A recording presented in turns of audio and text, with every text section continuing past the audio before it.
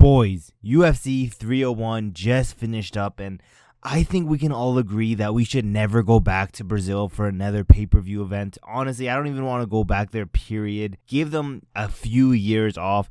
If anything, give them a fight night card here and there, because that atmosphere there was honestly just terrible.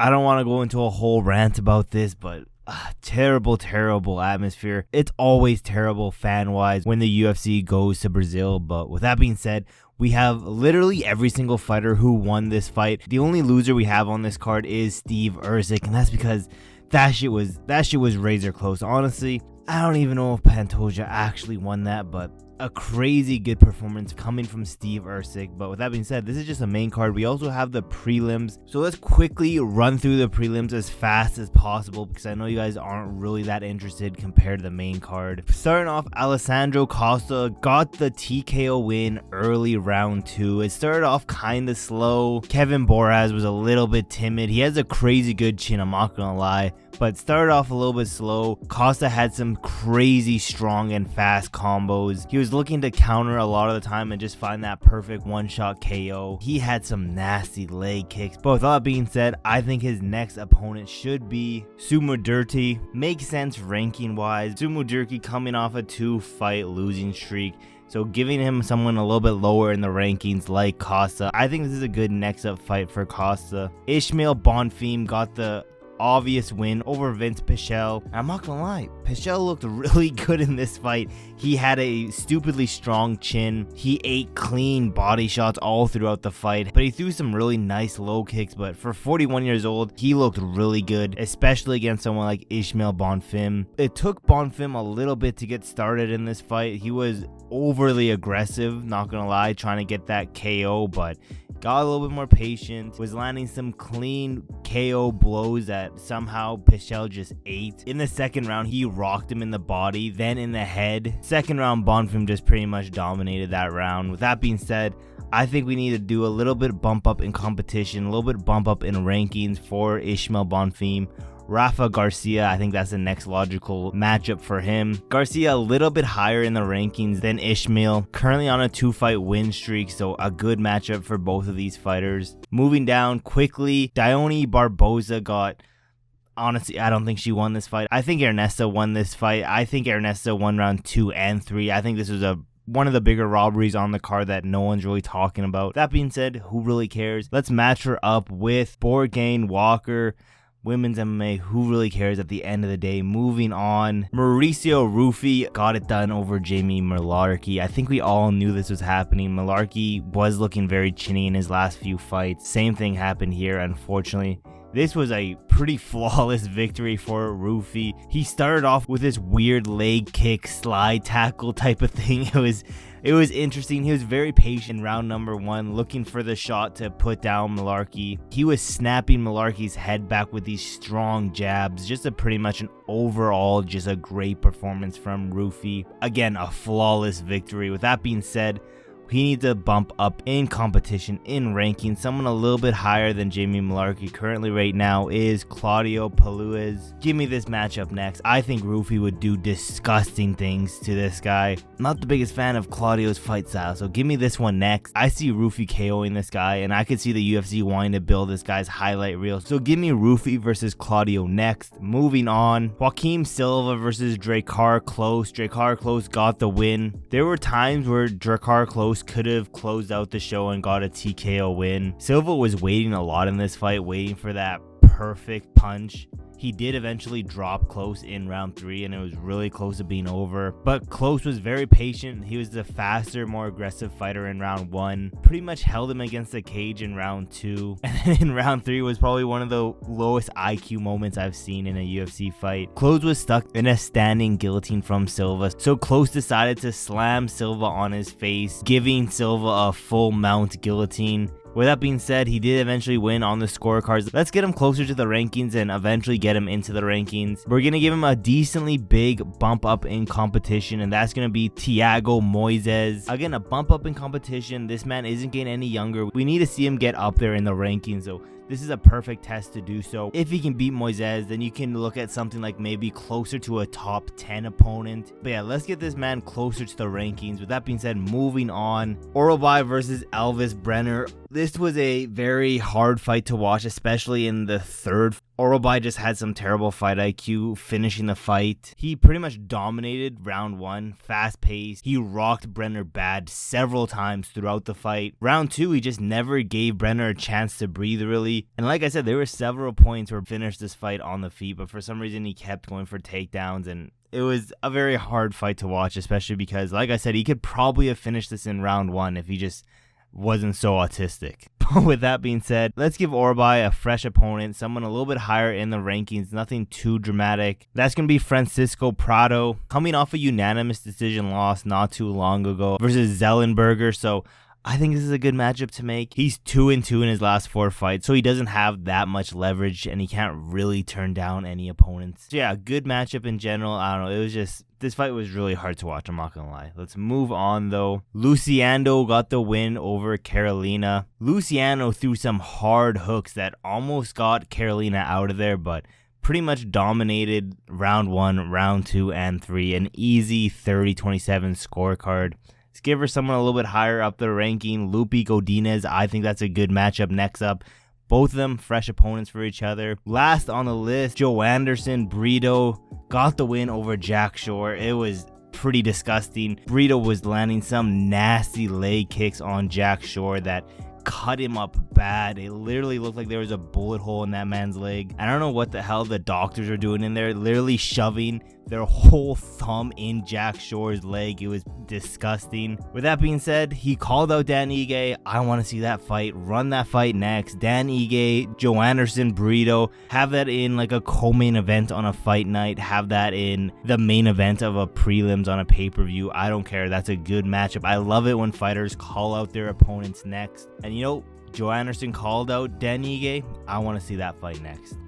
Let's move over finally to the main event, the main card. The main event, very controversial. You guys have to let me know in the comments below. Do you guys agree with this outcome? Because it seemed like even the UFC didn't agree, because as soon as the fight was over, they put on Instagram that Steve Erceg won the fight, and you know, Pantoja ended up getting the win. That being said, there was some fun striking in there. Round 1, Pantoja had a knee up the middle that cut Erceg that not a lot of people are remembering. Round 2, Pantoja was getting extremely sloppy and aggressive and got caught a few times. Round 3 and 4 and 5, it was just very messy. It could have gone either way in my opinion, but Pantoja got his hand raised. I think the next logical opponent for Pantoja is going to be Amir Albazi. I know there's conversations of Muhammad Mokaev maybe getting the next title shot, but I don't see that happening, to be honest. I think he needs one more fight now, or just wait the winner of Albazi versus Pantoja, because I think this is the next fight. With that being said, unfortunately, the loser of the main event, Steve Erceg. I posted on Twitter, win or lose, that Steve Erceg shows that he is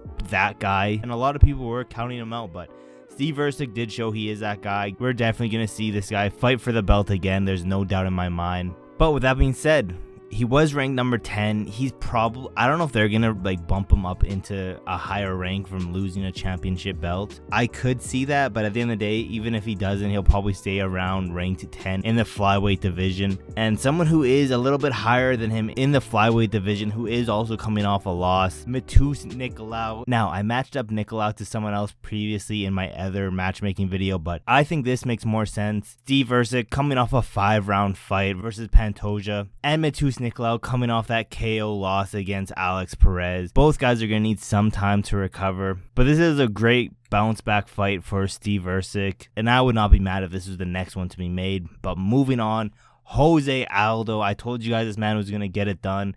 He looked super fast in round 1. Round 2 and 3 slowed down a little bit, but still was super fast. He was very competitive all throughout the fight. But he was showing levels in this fight. Body shot, head shot, clinch work.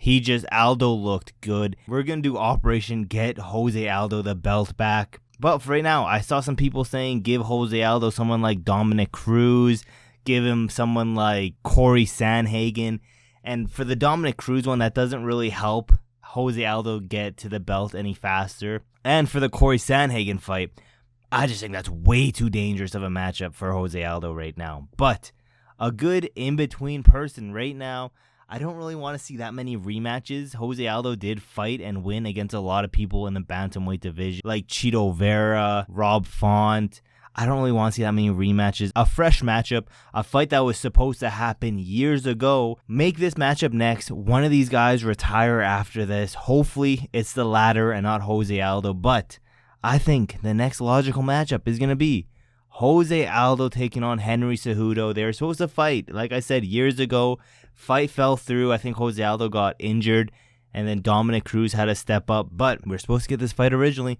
Let's make it now. I think this is an amazing matchup for Jose Aldo. But don't get me wrong, a very competitive fight too because of just how good Henry Cejudo's wrestling is. Jose Aldo looked good today. I think this is a good matchup. I want to see this one next. But let's move over to Anthony Smith getting the win over Victor Petrino, fraud checking him. And you know, Anthony Smith was the more, I guess, patient fighter. He was landing some nice leg kicks. You could see at the end, Petrino was limping because of how hard some of his leg kicks were.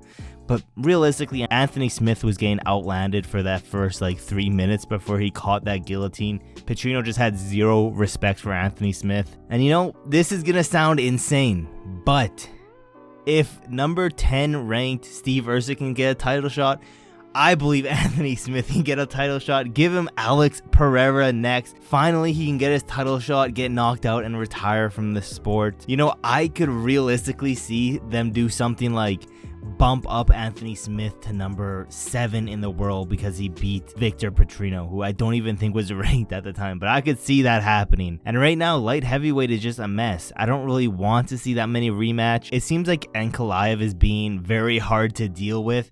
I don't know why. I'm pretty sure he's been offered 2 to 3 title shots at this point, and he's turned them all down. He's acting like he's a champ, so don't give him no more title shots. Give him some more contenders. He obviously doesn't want the title shot. I don't really want to see Pereira run it back with Yuri, just not right now. I want to see some more movement in the light heavyweight division. And, you know, this is a free title win for my boy Alex Pereira. So, Alex Pereira, Anthony Smith, make that shit happen. Let's get Anthony Smith out of here so he can retire. Give him one last shot at the belt. You know the UFC wants to do that. It's an easy title shot win for Pereira. You could even hear it on the commentary that DC was kind of pushing that narrative. Hot take right there, but give me Anthony Smith, Pereira next. Am I going to be mad about it? No, because I know at the end of this, Smith is going to get knocked out and humbled by Alex Pereira because they do have a little bit of a rivalry going on right now. With that being said, moving on. Michel Pereira got an insane highlight reel submission, I guess. He made it look so easy. I'm not going to lie, but he looked huge in there. He dropped Ihor with a jab, did a backflip on him, hit him with his shin on his head, which was fully illegal. Then eventually got the guillotine. And yeah, Michel Pereira, crazy. He needs to, maybe not do that shit anymore because that fight could have been ruled a DQ, if we weren't in Brazil. And if he wasn't Brazilian, definitely could have been ruled a DQ. Michel Pereira, been on a tear in the middleweight division. I want to give him a step up in the rankings and I guess step up in general and into the gatekeeper of the middleweight division. Give me Michel Pereira versus Jack Hermansson next. A good jump up in the rankings for Michel Pereira. And yeah, if Michel Pereira can get past Jack Hermansson just as easily, we might see Michel Pereira get a title shot and be very competitive in this weight class because he's been looking unstoppable ever since he's came to this weight class. But to end it all off, Caio Borralho beat Paul Craig. He put him out bad. He just looked like the stronger, the faster, the more patient out of the two. Paul Craig looked extremely slow in this fight. He kept trying to pull guard, but even just his striking looked very slow. He's literally just the definition of a one-trick pony, unfortunately. He tried to do some striking, tried to do some leg kick, some body kicks, all that stuff, but every time he did, Caio would counter him, and eventually it was too much. Got him out there hella quick, put him out bad too.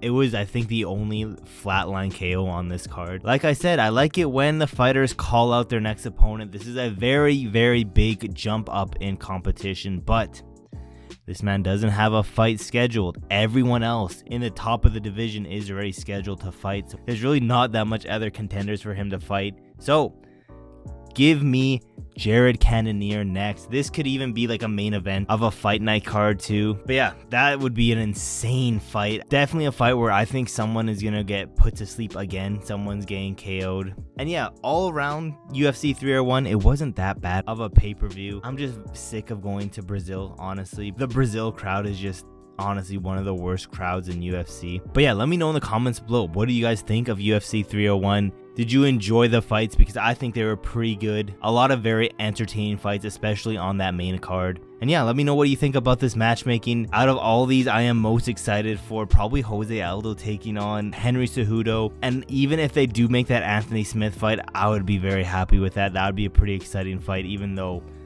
I know Anthony Smith is getting put to sleep in that fight. But regardless, let me know in the comments below, how do you think I did on this? Would you match up someone else differently than what I have them matched up? Be on the lookout for my video where I'm going to do a whole breakdown of Operation Get Jose Aldo the belt back. And yeah, thank you guys so much for watching to the end of the video. Don't forget to like, subscribe, and turn on those post notifications so you never miss any of my newest videos. And yeah, there's really not that much else left to say, except for I will see you guys in my next video.